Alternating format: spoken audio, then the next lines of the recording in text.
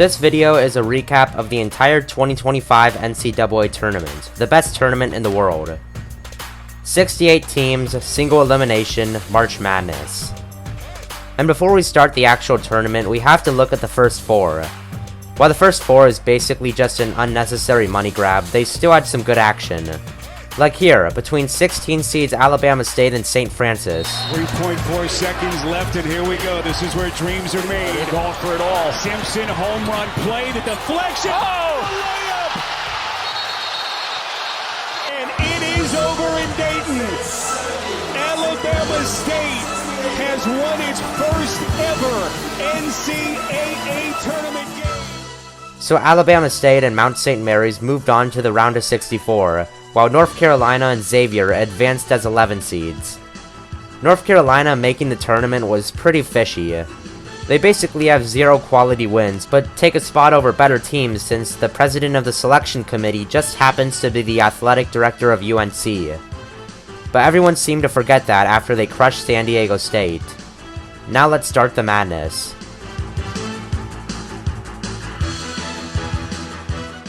The first round of March Madness wasn't all that exciting compared to years past. We start off with the number 1 overall seed, Auburn, who smoked Alabama State. They faced a 9 seed Creighton, who beat Louisville. Michigan barely survived a 30-win UC San Diego team, and Texas A&M comfortably knocked off Yale. Now let's check in on North Carolina again. Everyone thinks UNC is gonna roll through the tournament after they beat the mighty Aztecs. Instead, RJ Davis and the Tar Heels immediately fell into a 22-point hole. Cause I guess everyone seemed to forget that UNC can't beat good teams. Ole Miss, on the other hand, proved the doubters wrong by holding off a late comeback and winning their first tournament game in almost a decade. Now we'll see if they can compete against Iowa State. Richard Pitino, son of Rick Pitino, led New Mexico to an impressive win over Marquette. The 10 seed will meet Michigan State, who crushed Bryant. That will end the South.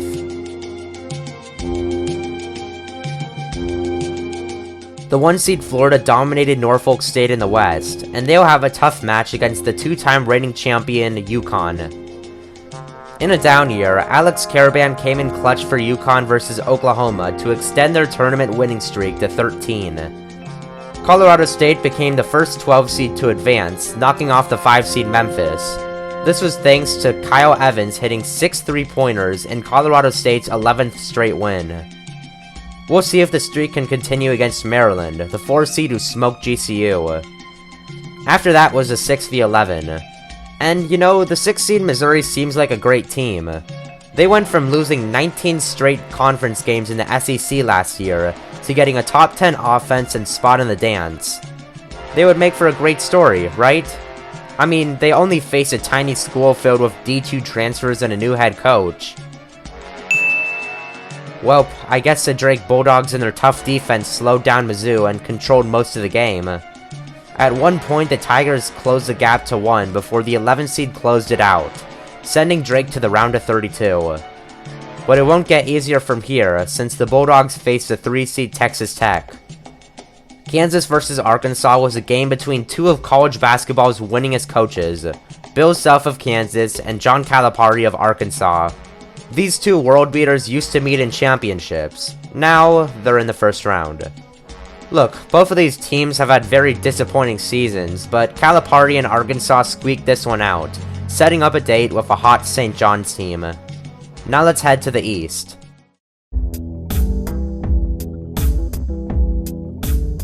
The East was pretty straightforward, with the higher seed continuing the trend of beating smaller schools.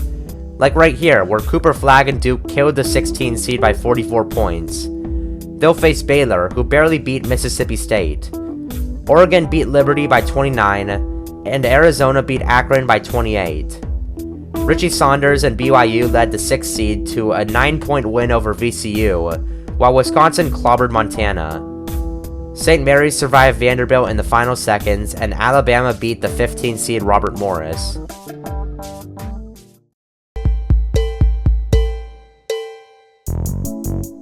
The 1 seed Houston impressively held SIUE to 40 points and practically doubled their score. but the Cougars can't celebrate too soon, since next up is Gonzaga. After that, the 12-seed McNeese Cowboys became, the only Cinderella team in this tournament. Usually there's 4 or 5 good storylines, but, well, it's just these guys. So what's cool about McNeese? Well, they've got a rapping manager named Amir Khan, who apparently has lots of aura.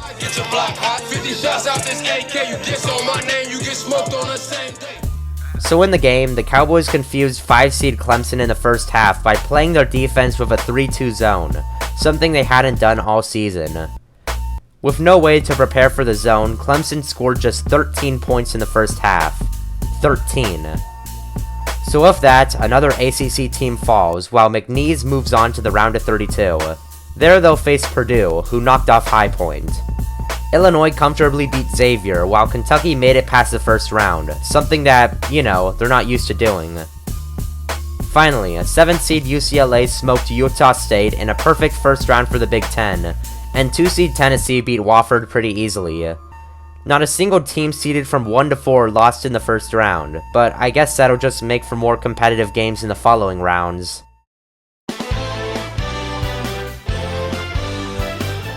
The Auburn Tigers are the number 1 overall seed, but they haven't been playing like it. In the last 4 games of the season, they won just 1 of them. Come the tournament, Auburn had slow starts against the 16th seed and now Creighton. Even though the Tigers pulled away and won the game, they still have to lock in for the next round. Auburn's opponent will be Michigan, who came back down 10 to beat A&M. This was thanks to the 7-footer Vlad Golden. He scored 23 and helped Michigan out-rebound the best rebounding team in the nation. Last year the Wolverines had 24 losses, now they're in the Sweet 16. Joining them is the 6-seed Ole Miss, who smoked an injured Iowa State, and 2-seed Michigan State, who took down New Mexico. After that was the 1v8. On paper, the 1-seed Florida Gators are a much better team than UConn, on offense, defense, and just overall. But Dan Hurley and the 2-time reigning champs played hard, and gave Florida all they had over the entire game until with 2 minutes left when the Gators pulled away. Walter Clayton Jr. hit a dagger 3, and Florida survived 77-75. Even though the score of this game looks close, let's be honest, most of these tournament games have been lame. No major upsets, buzzer beaters, or even overtime. Then there's Colorado State and Maryland. Maryland, the favorites, seemed out of sorts when they got down 12 early. Although they did eventually retake the lead, Colorado State played the better game. The 12-seed controlled the rebounds and paint, and were only down 2 points, with 6 seconds left. To the 5 for Colorado State. They get it into the hands of Clifford, trying to back down Miguel. Blake, that's for the lead. Gets it. Colorado State up 1. And when his number is called, this is just an incredible shot. The contest by Queen, it doesn't matter. From the out of bounds to the freshman Queen, who's driving, floats it. Maryland on the right side of a buzzer beater with life into the Sweet 16. Was it a travel? Yeah. But Derek Queen's jumper off the glass gave Maryland the first buzzer beater of the tournament to send the Rams packing. After that, the 3-seed Texas Tech dominated the paint versus Drake. And to end the West, we have a battle between 2 longtime rivals, John Calipari and Rick Pitino. Both of these former Kentucky coaches have made championships. Now, they're in the second round. This game started out tight, with Arkansas up by 3 at half. But then the 10 seed started pulling away, up double digits for the majority of the second half. St. John's was now in trouble, shooting 9% from 3 and their season in jeopardy. And over 2 years, Rick Pitino has changed the culture in St. John's. They went from decades of disappointment to 30 wins, winning the Big East, and a 2 seed. A lot of that was thanks to RJ Lewis Jr., their best player, who is on the bench. The game is coming down to the wire, and their best player is sitting out. It doesn't matter that he shot 3 for 17, he's gotta be out there. Instead, Arkansas barely escaped in a shocker.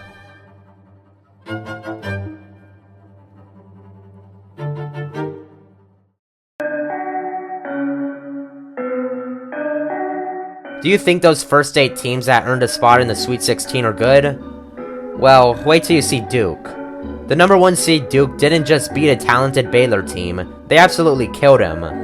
Tyrese Proctor shot 7 of 8 from 3 to lead the Blue Devils, Cooper Flagg contributed with 18 points and 9 boards, and Duke literally shot 64% from the field. Who's gonna lose to them next? Caleb Love and the Wildcats, who squeaked out a win over Oregon. Then, the 6th seed BYU led the entire night versus Wisconsin. But things got nerve-wracking when John Tonje single-handedly gave Wisconsin a chance to win. Tonje scored 37 on the night, but airballed the game-tying shot, helping BYU advance to the next round. What's their gift? Alabama, the league's highest-scoring team that knocked off St. Mary's. Some important streaks were on the line in the next game between 2 legendary coaches, Mark Few and Calvin Sampson. The Zags have been to 9 straight Sweet 16s, and Houston 5. But Gonzaga's streak got snapped after LJ Cryer scored 30 points in Houston's win. They'll meet Purdue, who smoked Amir Oricon and McNeese. Kentucky, a team made of a completely new roster from last year, beat the Illini in a dominant showing. Finally, Tennessee's defense helped beat UCLA to earn the final ticket into the Sweet 16.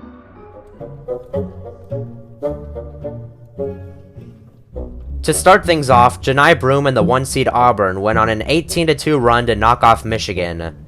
The Tigers will face the winner of the 6v2, who played in a back-and-forth game that came down to crunch time.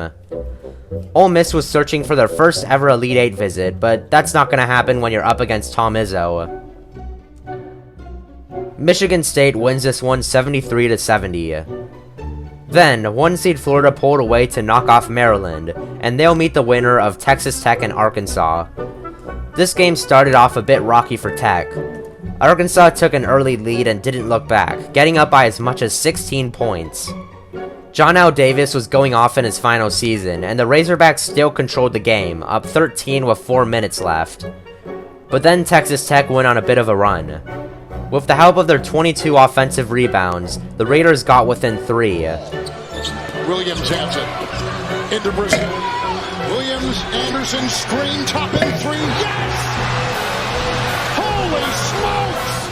Final 15 seconds. Anderson sets. Williams to tie at 3. Yeah!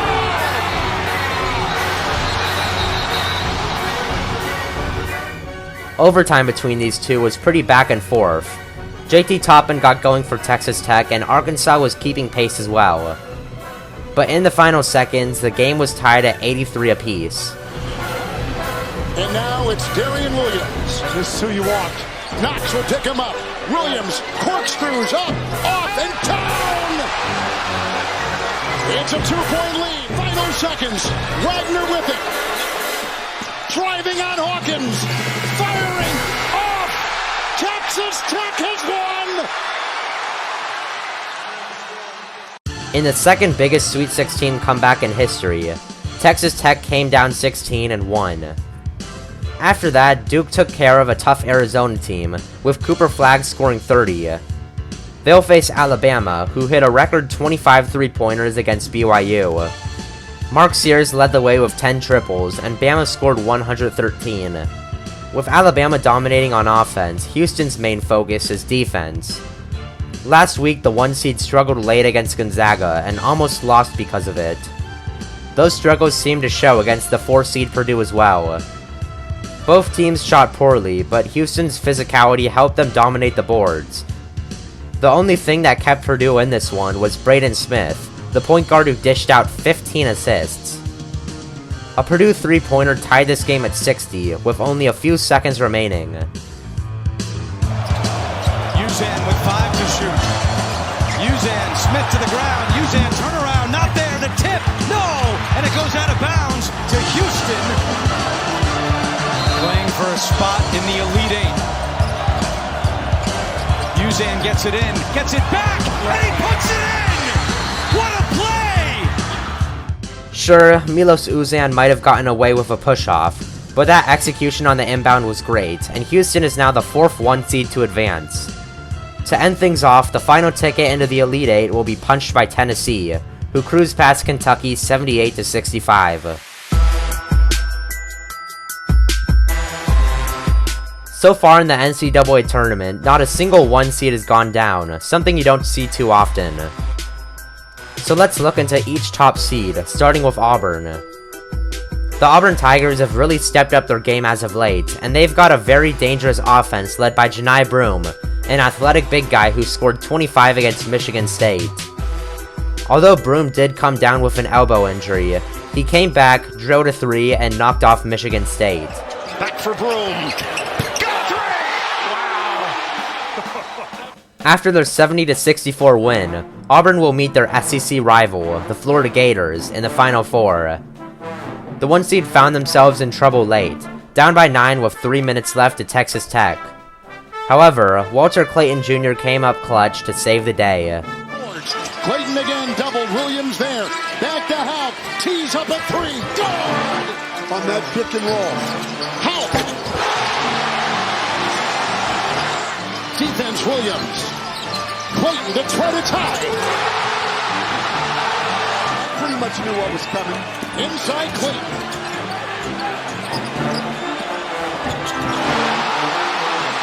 The Gators are going to the Final Four. For Texas Tech, blowing a lead like that with 3 minutes left must suck. But nevertheless, Florida is headed to the Final Four. Next up is Duke, who has been playing like a pro team as of late.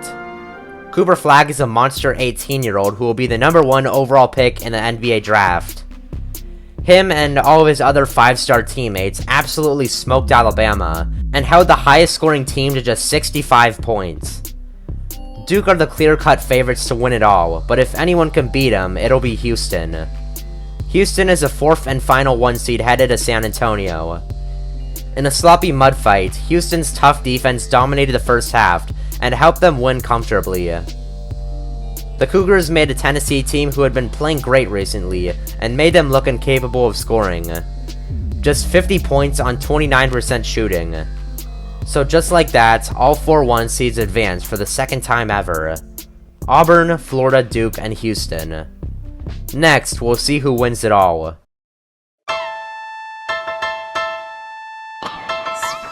Auburn versus Florida, the 2 best teams in the SEC. Auburn took the first punch, getting up by 8 at half, until a quick 13-3 run gave Florida the lead. The game would be back and forth from there, with dunk after dunk. But the difference in this one was Walter Clayton Jr. Clayton has carried Florida through many tournament games, and this one was no different. He led the Gators with 34 points, and sent them to their first championship since 2008. Unfortunately, Auburn's sloppiness in the final minutes is going to be the reason they missed the title game. 119 years and counting. But you know who's always in the title game?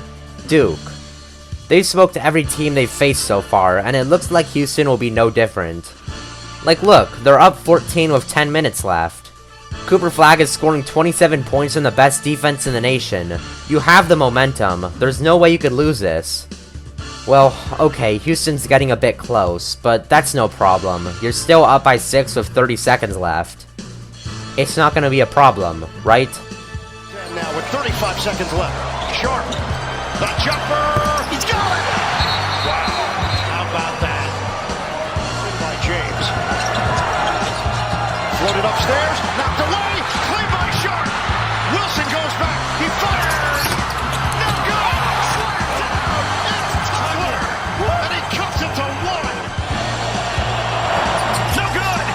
Flag got his hand on it. Oh, we got flag over the top. It is.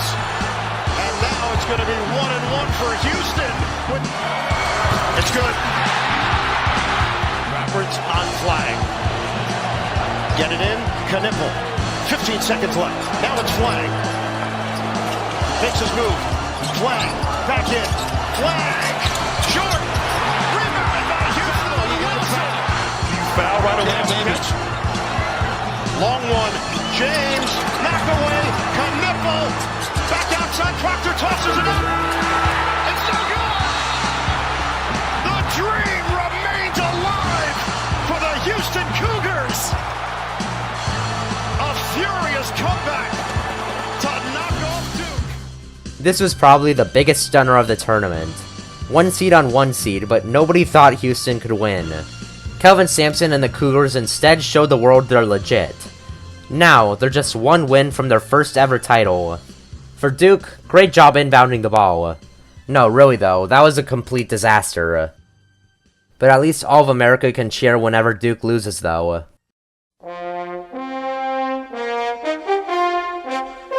There's no doubt that Kelvin Sampson deserves to win a championship. As a coach, he has 799 career wins, almost 300 of them coming from Houston. If they win the championship game, Sampson could win his first ring alongside his 800th game.